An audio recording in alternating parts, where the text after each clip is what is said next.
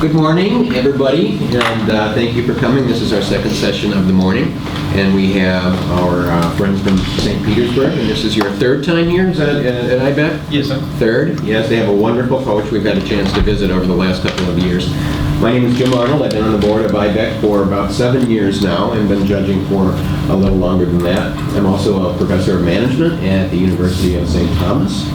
And we would we'd really like to welcome you to the 25-minute presentation. And I'm what's called the Uber judge today. So these are the three smart people who need to impress more because their votes count. So I'm just here to tell you. Judges, would you introduce yourselves to our team? Sure. I'm Mike Scanlon. I'm a venture capitalist and entrepreneur, and I've been judging for 5 years.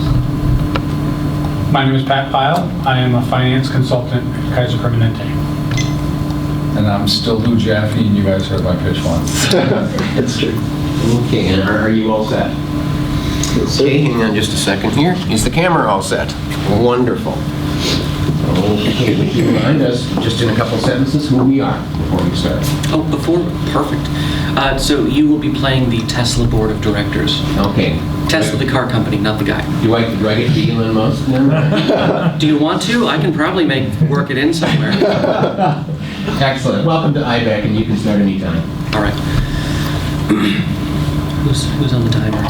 Who am I looking at? Do you want to do the introductions first, just so everyone knows who we are? Do you want to do an introductions before we begin?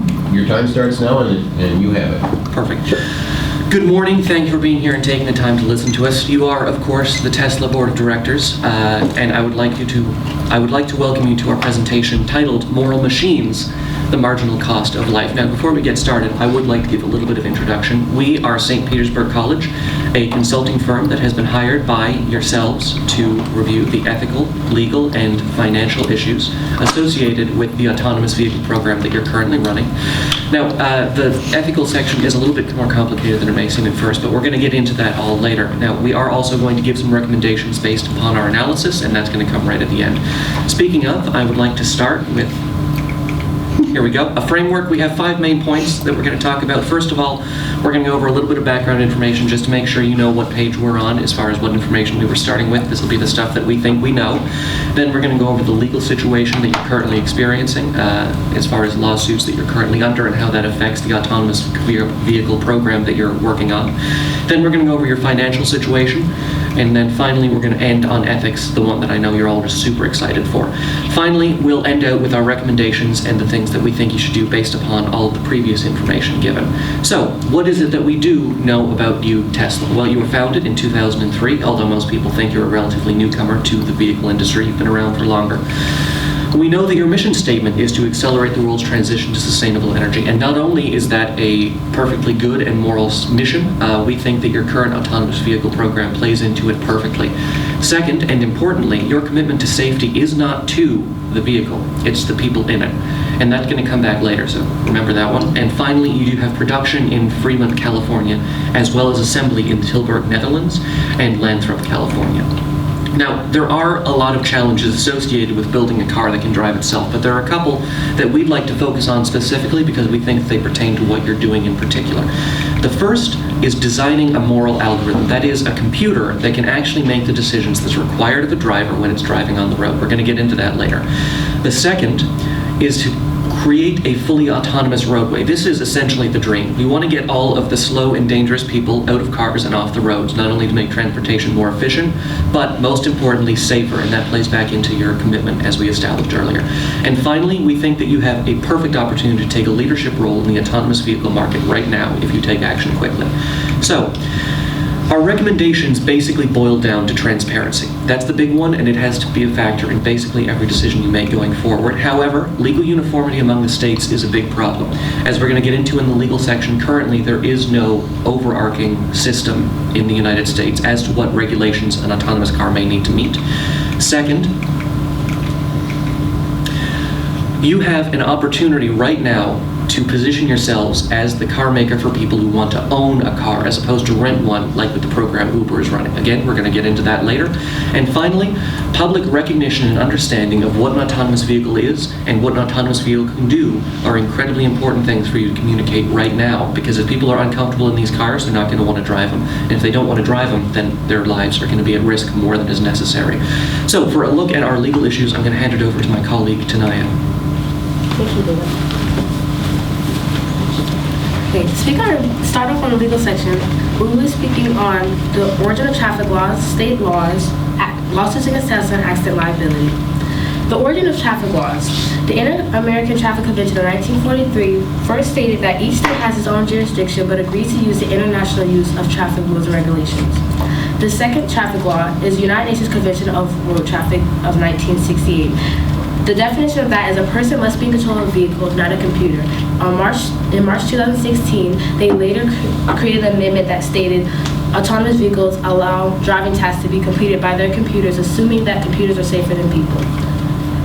For state laws, there are 7 states, including the District of Columbia, that have enacted laws on autonomous vehicles, and 1 state has an executive order. Those states are Nevada, California, Florida, District of Columbia, North Dakota, Michigan, Tennessee, Utah, and Arizona is the state with the executive order. Okay. With each of these state laws, they have different jurisdictions on how their autonomous roadways are going to work with their cars. 5 states allow driverless cars to be on the roadways. 2 states require a driver to be in control of the vehicle at all times if an accident were to happen. 2 states assign liability to the driver. 2 states assign liability to the manufacturer. 4 states require testing, which means the cars are not being able to be operated by the public, but they are using them to see how they'll work on the roadways when they do come out. 2 states are performing studies on the vehicles where they're seeing how the vehicles can better the lives of their people and better the lives of the traffic. And 5 states require special licensing. The special licensing hasn't been explained to the public as of right now, but it will be later on. Okay, lawsuits against Tesla. The first lawsuit is Tesla Motors versus Ji Chang's son. Mr. Sun was pulling into his driveway and his car accelerated through his living room. In this case, Tesla stated that there was evidence that the accelerator was depressed as Mr. Sun was pulling into his driveway. The case considered this to be sudden unintended acceleration. The lawsuit states that Tesla failed to create an algorithm that allowed the car to stop itself from going through the living room. And in the graph you can see here, it shows different sudden unintended acceleration cases that has happened with different manufacturer vehicles.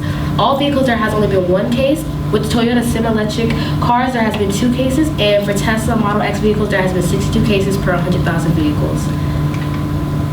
The second lawsuit against Tesla is the Paranza lawsuit. In this lawsuit, they say Tesla failed to provide vital information that caused stock prices to decline and fires to happen in their Model S vehicles. The undisclosed information was puncture wounds in their undercarriage and fire risk associated with the lithium battery packs. With accident liability, who is liable in a situation of an accident with autonomous vehicles, Tesla or the buyer? As of right now, we still do not know who is liable in that situation because each state has a different rule and regulation as to if Tesla will be liable for the situation or the buyer.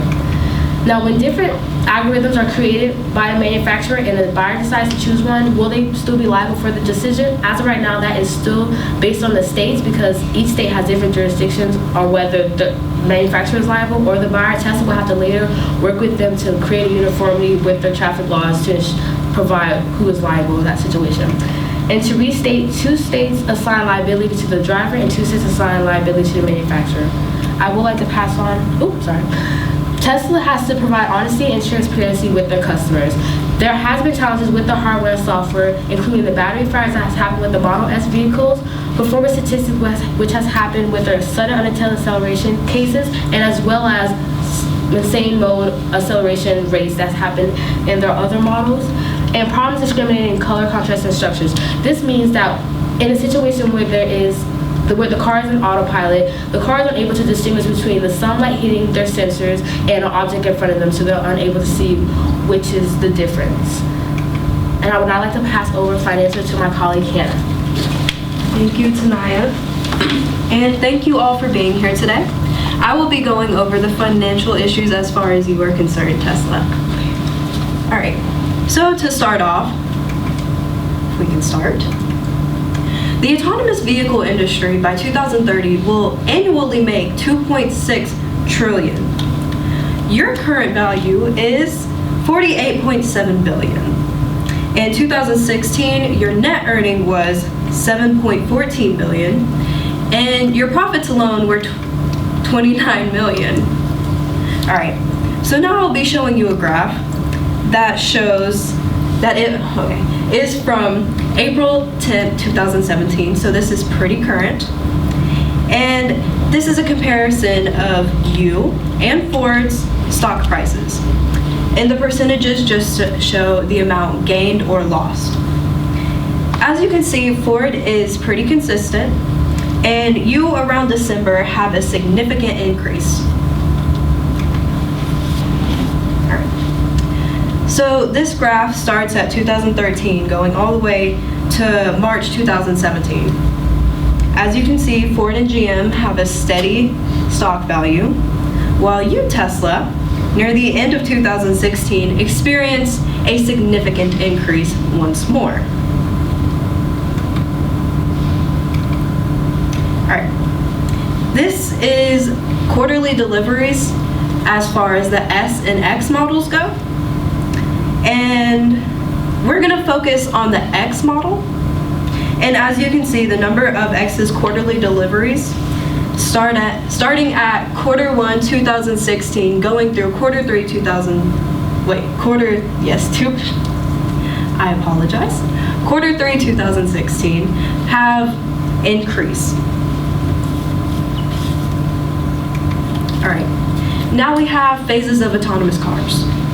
So phase 1 is things like cruise control that keeps you in your lane so that you don't crash into somebody else. Phase 2 is decisions. The car can park itself efficiently. Phase 3 is drives you to your destination. You put in a location into your map and you're there. Phase 4 is by a press of a button, your car shows up to your house automatically. As you can see by this graph, places like India, China, United Arab Emirates are all sold on autonomous vehicles. So marketing there is not pointless, but you have already sold these people as far as we're concerned. So it's places like France, United States of America, United Kingdom, Germany, and Japan that still need to be sold. And how are you going to sell them? You're going to sell them off the perspective of ownership. Segueing into Tesla stays with you. And when we say Tesla stays with you, the central point is ownership. And how can people own their own vehicle? It's those leather seats you always wanted. It's the sunroof. It's the crazy colors. It's the tinted windows. It's everything you could want in your own car. So it's individual. I apologize once more. And how you're going to sell them, you are going to be transparent in developing your algorithms, leadership in autonomous protocols, and developing meaningful customer choices. Okay, and how you're going to increase your financials. You are going to lower the cost, which will make these vehicles more accessible to the public. And then you're going to increase your performance by collaborating with the government and collaborating with other manufacturers. I will now pass it off to my colleague, Liam, with ethical issues. Thank you for the introduction. So this is it, the ethical section, every businessman's dream. Now, first of all, there are a couple of big assumptions that I'd like to get everyone on the same page with, just so that this whole thing goes a little bit smoother. The first one is that death is bad. The second big assumption we all need to agree with is that since death is bad, less death is good. Now, if we're all clear on this, I think the rest is going to go quite smoothly. So what we want to do when figuring out the world we want to live in, the future we want to create, and make an ethical decision is what will create the most benefit for the least harm. And in this case, the greatest benefit is clearly achieved by implementing a fully autonomous roadway with all of the slow, terrifying humans taken off of the wheel and put good computers instead that don't crash into trees so consistently. Now, the good news is that autonomous cars act like vaccinations. Now, what I mean by this is you start to see umbrella effects once you get enough of them on the road. The autonomous computer-driven cars can protect the slow, confused people and keep them from dying as well. So what this means is that it's not one of those projects where you don't get any benefit until the very end. You know, this isn't the moon landing. We don't put all kinds of money and resource into it and then get nothing until that very last step where we actually land on the thing. The more autonomous cars we have on the road, the safer the road is, not only for the autonomous cars, but for the people who are surrounding them. Now, again, a fully autonomous roadway is what we want, but we don't need to get there before we see the benefits. Now, to get to a fully autonomous roadway, unfortunately, autonomous cars do need to be made affordable and commonplace. Now, the good news in this case is that you're not the only company working on an autonomous car program. Ford, Uber, they're working on their own. You don't need to compete directly with them. You can go for the people, the segment of the market that wants to own their own car and keep it with them, so they don't have to call a car to come and get them. Having said that, we do believe that you need to try to lower the prices of your vehicles so we can get more cars onto the road, because that is, again, the way to get to the goal. Now, there's good news here. In this case, lowering the prices on your vehicles isn't going to lead to the massive loss in profit you might expect. You're about to launch the Model 3, which is going to start at $36,000 and is currently on track to become the most successful product launch in history. What this tells me is that there's clearly demand for your product at a lower price point. And we think that if you go after that, not only are you going to make more money, but you're going to be doing a more ethical thing. So, what action will produce the highest benefit with the least harm? In this case, it's lowering the prices on your vehicles and trying to get more of them onto the road so that we can keep everyone safer, even your customers. Now, there's something that comes up every single time you have a conversation with someone about the autonomous car issue, and it is something called the trolley problem. It was first proposed by a woman named Philippa Foot in the mid-60s, and generally how it goes is there's a car hurtling down some tracks at a very irresponsible speed, and it's going to kill 5 people, unless you pull a switch, in which case it will only kill 1 person. And at first glance, that seems like a good analogy. The autonomous car could be the trolley, and the people could be pedestrians, but the good news for your company specifically is that you are not manufacturing any random autonomous car. You're in fact manufacturing Teslas, which are the safest car on the road by a huge margin. There's a third choice here. Your cars are so safe, in fact, that in many situations, the best thing to do is to crash the car. Because as I mentioned earlier, your commitment to safety is for your customer. And you're so successful at your commitment to safety that you can now move on from just being worried about your customer and start being worried about the people near them. And that is a level of success that we are frankly amazed you have managed to reach. So congratulations on that one. Now, there's another thing you may want to do in this, and that's to say, well, we should put different values on different lives, obviously. If we need to do this calculation, we have to. We disagree. Not only does that sound politically dangerous, because it is, even if you had the ability and you said, well, all right, but we should always hit the elderly and save children, that assumes a level of omnipotence in your technological feats that is just unlikely to happen. The cars are very good, but it would be, I expect, challenging enough to teach a computer to recognize someone's age based purely on a photograph, let alone implement that in real time in a car that's hurtling down the road and about to strike them. Now, the program's responses to these situations, we believe, have to be made public. And I'm going to get into that in the next slide, but the bare bones version of it is people are scared and panicky, and they tend to not trust anything that isn't a person. Not because that's the right thing to do, but because people have all these annoying things built into their brains that were great in the old days, but are becoming less and less relevant now. And finally, we understand your commitment to your customer safety, and since I said you may want to teach your cars to crash into trees, I just wanted to come back to this. We are not recommending that you injure your customers. We think you're doing such a good job, you're not even going to have to. Now, there are a couple big problems that you're going to face in this situation. The first one is humans. They're all humans, really. Humans are the issue. I'll get into it. So there's a thing called the Dunning-Kruger effect, and I have a helpful graph to explain this. What this is charting is someone's confidence at a task by their experience in the task. Now, you may notice that there is a great big point right here where they know almost nothing but think that they are better than an expert. That's an issue because for, let's say, driving, you learn a little bit so that you know how to go about your day and you know how to pass your driver's test, and you never continue learning anything else. You just kind of stop right there, so you never get down to this section where your experience and your confidence are a little bit closer to where they actually should be. Speaking of, better than average effects are another problem humans have. In addition to the Dunning-Kruger effect, everyone believes that they are of above average intelligence and attractiveness and everything in general. And that's a problem because it includes driving. So when you tell them, well, this computer is better at driving than the average driver, they completely ignore it because, as we established earlier, everyone on the road is a NASCAR certified race car driver. We are going to have to work on that. Finally, people have this weird sense that statistics don't count when it comes to them. And this is why I brought up the previous two. You could take this slide of a PowerPoint presentation and put it on every billboard in America and get megaphones and scream it on the roads until you turn blue in the face. And people are going to look at it and say, oh yeah, I bet that is definitely the case of everyone except for myself. And that's not great news because we need people to be putting themselves in these autonomous cars for their own safety. So that's going to be an issue. Now, there are a couple challenges that we have as far as what you're doing right now, but the good news is you are almost completely on the right track as things stand. First of all, you're charging extra for autonomous driving, and right now, that's fine. Currently, your autonomous driving program is basically a glorified cruise control.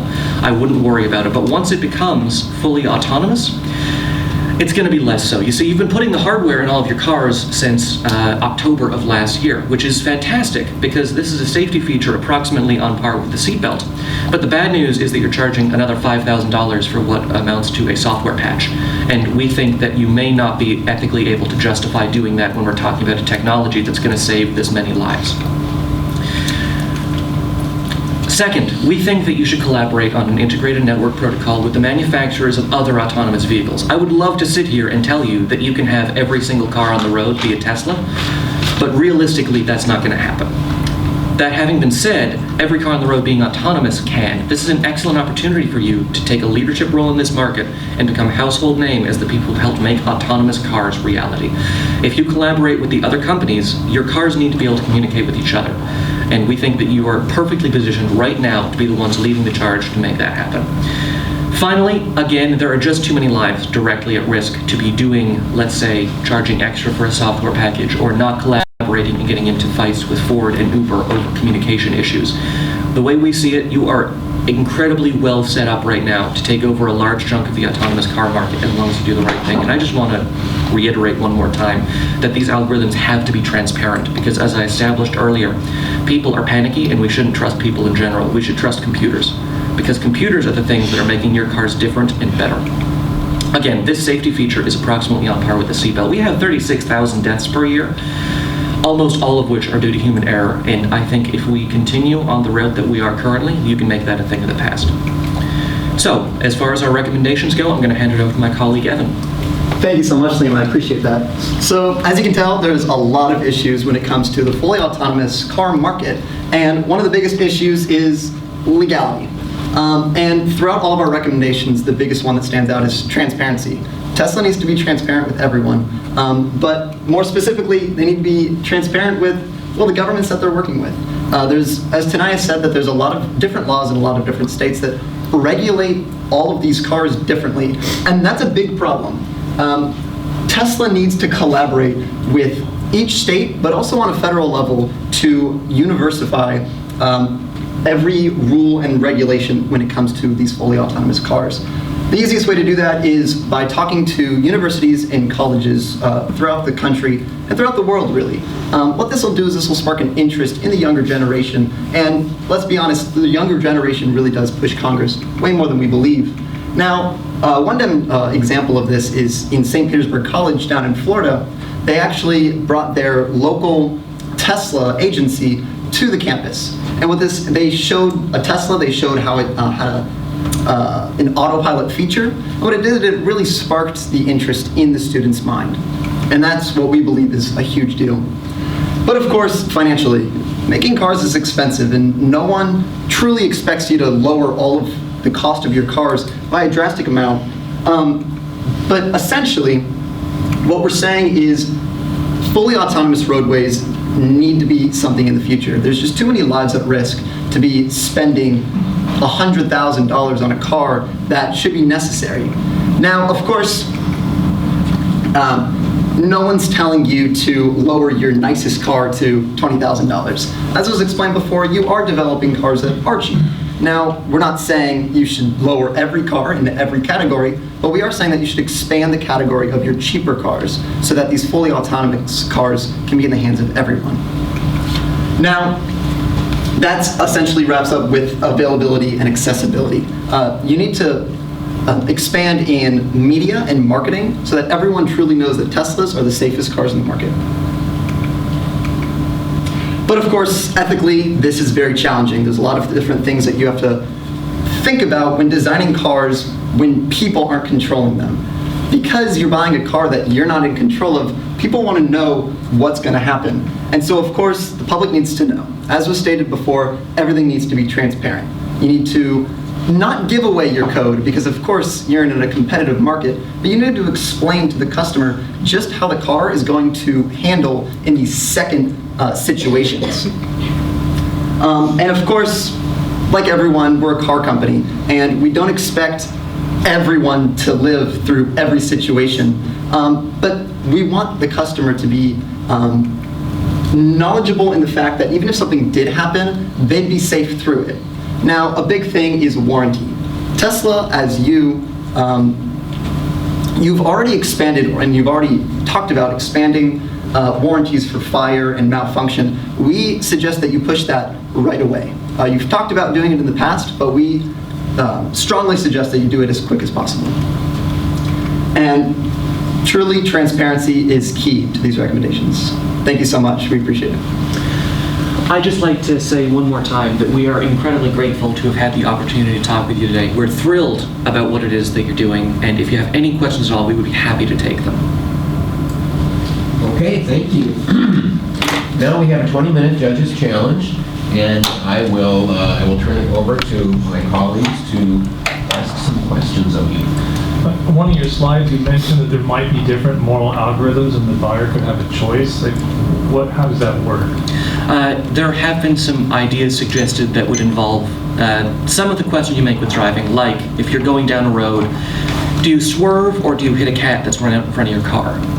And there have been some people who suggest, well, you should be able to choose what your car is going to do, so I should be able to buy the kill me but save the cat car if I really want to. So that's user configurable. Like, I like cats, but I hate dogs. Yeah, exactly. Really? That would be incredibly complicated to work out just because of how the technology is. But if we reach a point in the future where that is the case, we did look into it, and currently the legal situation is that we're not sure how that would change liability. Do we have anything? Yeah, I just have something to add. We don't recommend that Tesla necessarily do this. When we were doing our research, we found that other car companies were thinking about it, but we strongly recommend that you don't do that because truly machines are smarter than humans, and a lot of people would put their trust in a car as long as they knew what the car was going to do. So that's what we believe. So along those lines, if there's going to be an impending accident, the car knows there's no way to avoid the accident. Is the software going to be designed, or is it user configurable to optimize for the pedestrian or the driver? Or is it always going to optimize for the driver, sacrifice the pedestrian? And am I, as a buyer of the car, am I going to know that? Have the confidence that my purchase is going to protect me above all else? As of right now, it's not user configurable. Having said that, the software is designed to essentially take the path with the lowest expected value of harm. So it will do the thing that if it does it every time, in general, the least harm will take place. To society as a whole. Well, yes, What harm between the passenger and but- the driver? Which may involve hurting me in order to save a large group of other people, correct? yes. Now, just to expand upon that, we did touch upon that exact scenario, as long with the trolley problem, but as Tesla, you're one of the safest cars in the market. And so even if the car did swerve and hit the tree, your customers should know that Teslas will save your life. Not only do they have airbags, but they're also just incredibly safe with the technology that's implemented. So even if the car did swerve to avoid a group of people, the person inside the car would be safe. Yes, you're currently surpassing every other car on the road by a huge margin in every safety test you've ever been put through. I'll just let you take it over there. Okay, so I disagree with your thesis that the car's smarter. I think in multiple domains simultaneously can go across all of them. I can write a video compression algorithm, the car can't. It may think faster in its domain. The presumption that it is smarter is a very slippery slope because then you're developing artificial intelligence. So you really want to think about that. Let's wait for the question. Okay. So the question with that is, in order for it to be really smart, using your terms, it has to crowdsource data. It cannot think independently, which opens up security-related issues, common language, which opens up common language. And this is the last part of the question, and you can handle the whole thing. Absolutely. The common language can be done in one of two things. If you look at telephony, every telephone can talk to every telephone. There's this little company named Cisco that developed something called the SIP stack. And every IP telephone pays a license fee to Cisco for the privilege of being able to communicate with every other telephone in the IP world. How do those things impact your thesis? I would like to start at the start of your question, and I'll go through it as best I can. But if I miss something, let me know, and I will go back. First of all, we may have misspoke or miscommunicated when we used the term smarter. It would probably be more accurate to say a more efficient, safer driver. You're right, the car isn't going to be writing poetry, but we don't want it to. We just want it to be able to drive really, really well. So that's all we're concerned with. Second, yes, the software is currently being written with machine learning algorithms. Tesla has over 500 million miles logged as of right now that it's pulling from. As time goes on, that number will get larger and the software will get better. And finally, in relation to... That's not crowdsourced, that's singular crowdsourcing. One type of driver, one type of set of experience within their domain. Yes, as of right other now. Domains, if you want an autonomous highway, there's going to be multiple domains on that highway simultaneously. If you lock down and only use your experience for a learning machine, you're throwing away data set's way too yes. small. So how do we address that? And how do we not lose money over giving away our code to other people?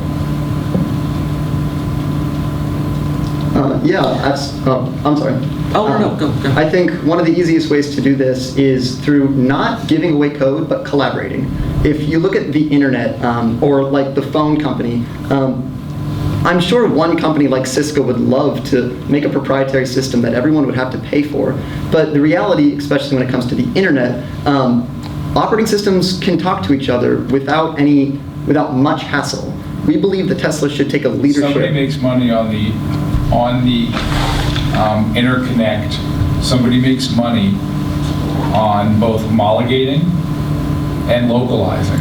You buy packets to allow the machines to speak. Mm-hmm. So it's not for, I know your experience is this stuff's free. There's always somebody paying. Of course, we absolutely realize that, and that's a huge market for Tesla to jump in. That's a huge money pool that they can elaborate on. That was never in your recommendations to us.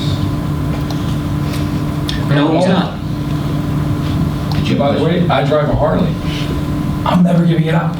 There will never be an autonomous roadway 100% in my lifetime.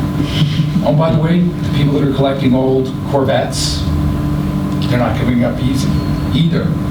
So why is the focus not allowing for both? Because it will never not be both. Certain roadways may not be both. It'll always be both. Okay, I didn't want to interrupt you.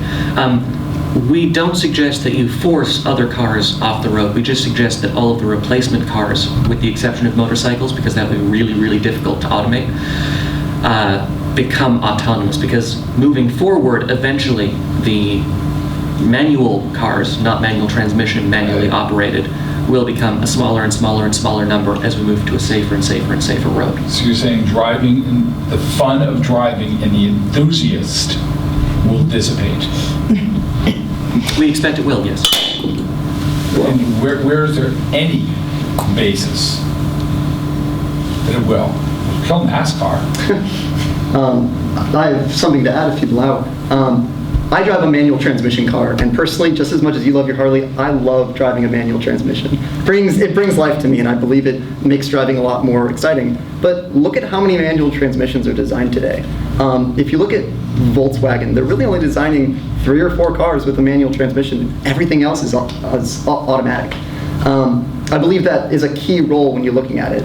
No one's telling Corvette to stop, or Corvette collectors to stop collecting, but our key here is to create a fully autonomous, not fully, but rather a mostly autonomous Increasingly roadway. autonomous. So that it's just safer, a safer roadway altogether. Yeah, absolutely. All right. So, like he said, we don't want fully autonomous, but we do want our vehicles to be what is, I don't want to say mainly on the road, but the less people we have in the front seat driving the car, the less accidents or human error there will be. So it's not a matter of promoting Tesla as much, it's a matter of safety for everyone. If I could just clarify that a little bit, we want a fully autonomous roadway, but we do not believe that it has to happen tomorrow. We can let the autonomous cars take over slowly at their own pace, but that having been said, putting out more cars that are not autonomous isn't going to help that goal. If you really want to drive a motorcycle, we don't recommend anywhere that we take away everyone's motorcycle certification and scrap the bikes. But we do think that as time moves forward, just as with the example of manual transmission, it will just become less and less and less common until eventually they're not around. So you do believe that the United States government has the right to remove life, liberty, and the pursuit of happiness, which I do believe. No. It's one of the most important documents Yeah. we charge. I have another question, different area. On the financial side, you didn't mention insurance, and if we're the producers of this software, are we going to inherit the liability of an accident as a corporation? As we noted earlier, the liability situation is currently unclear because the law just hasn't been written, but I'll pass it off to our experts for more. With that's still based on the states. Each state and a few states that I have stated did have some say on what insurance liability will be. Tesla will have to later work on creating uniformity where the liability will either be based on the insurance companies or will be based on Tesla or the choice that buyer has made. But if the driver's not at the wheel, they're probably not going to be the one liable if there's an accident. That is sort of true. There's states that also stated that the driver is not at the wheel, but the driver is still liable for the decision. So that's why it's kind of what you will have to later work on with the states to kind of create a uniformity between that.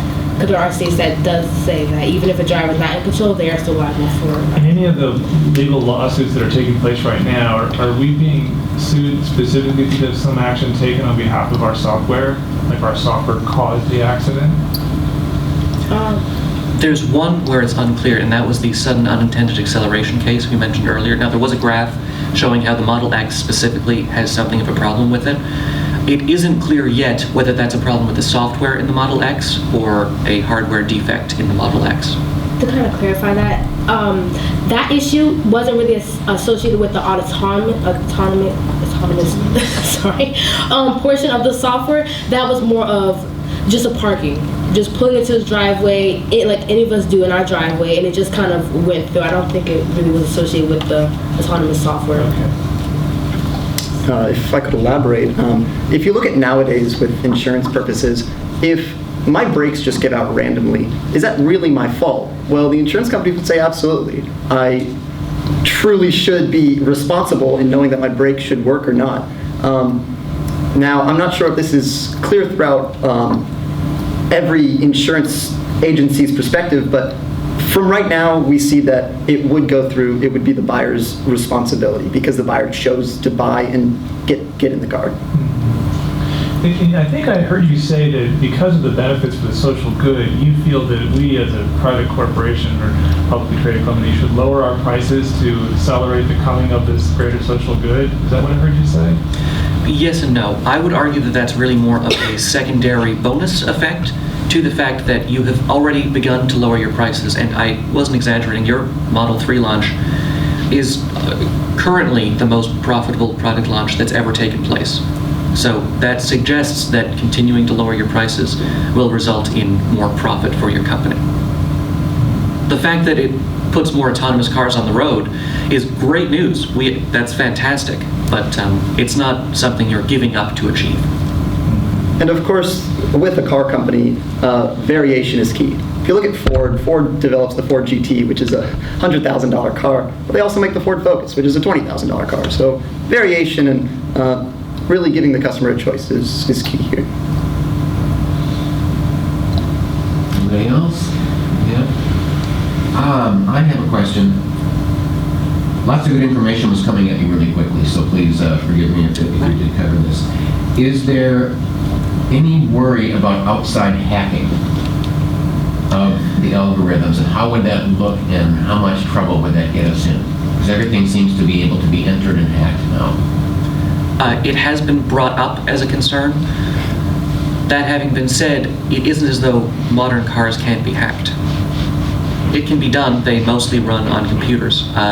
Although, while we agree that once you open your car up to wireless communication that is also tied directly to the running of the car, it may be an issue. We don't see any cause for undue concern from that particular threat. But if anyone else has.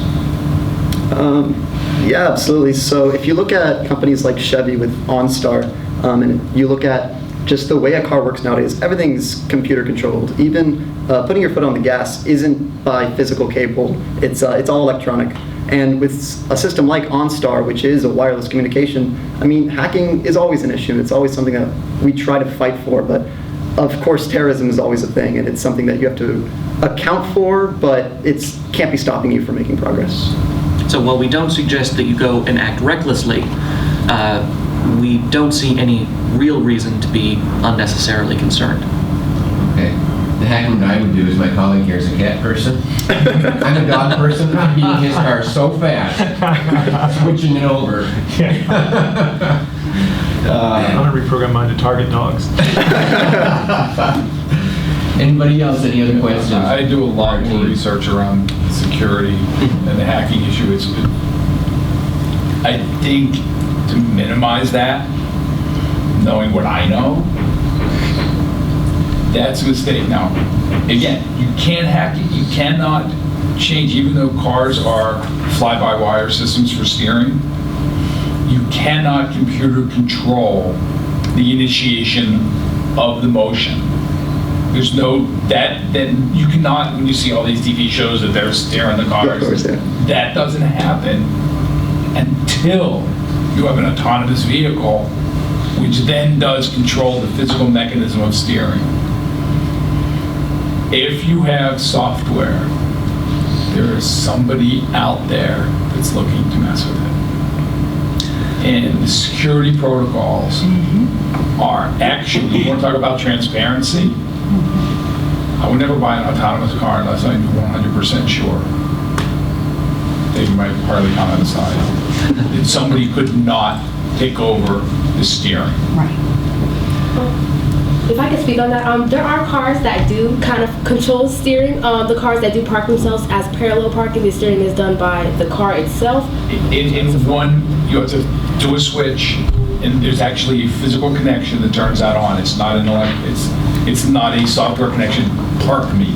I feel like we and you guys will have to collaborate with working on how to see what other hacking situation that has happened with those type of vehicles, because they still have an electric component that would allow hacking to happen with that. So I think we'll have to look into that in order to see hacking with these. Don't minimize it. Just as on my list. a final point, we really didn't, if it came off that way, I apologize. We don't mean to say that hacking is never an issue and never can be an issue and never worry about it. We don't see reason to believe it's as large an issue as people tend to assume as soon as they hear the word computer. And given the amount of good that can be done by an autonomous car on the road in terms of preventing other accidents, the problem would have to be massive before it would be large enough to justify not automizing cars. Thank you. We're at the end of Q&A. Now you can step out of your role as consultants. We're going to spend 5 minutes just giving you some feedback. You've gotten some along the way, but thank you very much. And what feedback do we have for the team? Sure. I thought you guys did a great job. It was a lot of information. You did a good job of sharing the load in terms of everybody speaking and having a role. That was great. Liam, I believe you speak way too fast. At the beginning, you were clicking and speaking, and I'm like trying to catch up. And Tanyaya, sorry if I got that wrong, on the legal slide, you put up your first slide. I'm going to talk about these 4 things. And I'm like trying to catch it. You clicked to the next slide, and I couldn't really catch what the 4 things we were going to talk about on that subject. So I would just say, as a presentation style, slow it down to maybe 75% of the speed that we had. But I thought overall you did a good job. That was my main comment. I see a lot of presentations, and this one was just a little too quick. On the road, anybody? I sort of had the same feeling. I would recommend that you speak very clearly. So if you have to eliminate some words, to make sure that you can be more clear so the audience can hear you, and make sure to project your voice. Some of you were very good at projecting your voice, others were not as good. So make sure that you speak up well enough that someone can hear you clearly. Lastly, Liam, I think you did a very good job of understanding the narrative and knowing your facts. I think some of your team members could improve on that respect. There were certain sections of the presentation where I was radically confused as to what was going on and how that narrative supported the entire pitch that you're presenting. Lou? So, phenomenal. Here's my disconnect. Phenomenal information, phenomenal topic. It's such a rich topic. But I didn't see an alignment of the mission to help the board understand. I did understand. You helped us understand some of the ethical considerations. But when I look at your recommendations, it didn't take me across the goal line based on all the information that you're presented. I think the ethical issues around, really, you want to let him kill cats, but not let him kill dogs? I think you went down on some of the things, you went down on a road that you couldn't bring to conclusion. So what I'd like to see you stay more in alignment of, here are the laws, and by the way, this is an ethics conversation, so the laws need to be ethics to be the guidance for where we live. We need to behave ethically with our other players on the same roadway. We really didn't talk about, you mentioned all these issues, but then they were sort of left hanging. I didn't get a lot of closure, but I got a whole plethora of issues to think about. And please breathe. You had so much good stuff, and you take a breath, and to everybody else's point. Because when you're presenting folks, if you're not having fun, your audience is not having fun. And give just a little bit too. I teach presentation skills. I've been teaching it for 20 years. So I want to echo what my colleagues say. Please slow down. Your audience cannot necessarily listen and comprehend as fast as you can speak. And you're asking a lot of your audience if you just throw that information too quickly. Hannah, I'm going to say you never ever apologize when you're speaking. Never. Yeah, you said I'm sorry and I'm sorry again. So just please, going forward, remember never to apologize, because you're only human. And if you made a little mistake up there, so what? All you're doing is you're just chatting with us anyway. So just remember that. That's going to help you a lot. One piece that I just bristled at so much is on the board of directors of Tesla, there's going to be a representation of a lot of different functions. There's going to be finance. There's going to be marketing. There's going to be HR. And if you say things like, we shouldn't trust people in general, you're going to be shot down so fast. Because even if you wouldn't even say that to the press, that's a legal issue if you tell someone we shouldn't trust people. The PR nightmare. So just keep that in mind. Even though your topic is very technologically oriented, and I loved your topic, I thought it was great. Just be careful going down that rabbit hole. Okay, Mike. One other thing, if you haven't seen the movie Fate of the Furious, which I'm embarrassed to say that I've seen, there is a criminal in that named Cypher, and she takes over all the autonomous cars in the city and makes them all do crazy stuff. So there's like 200 autonomous cars being controlled by a criminal.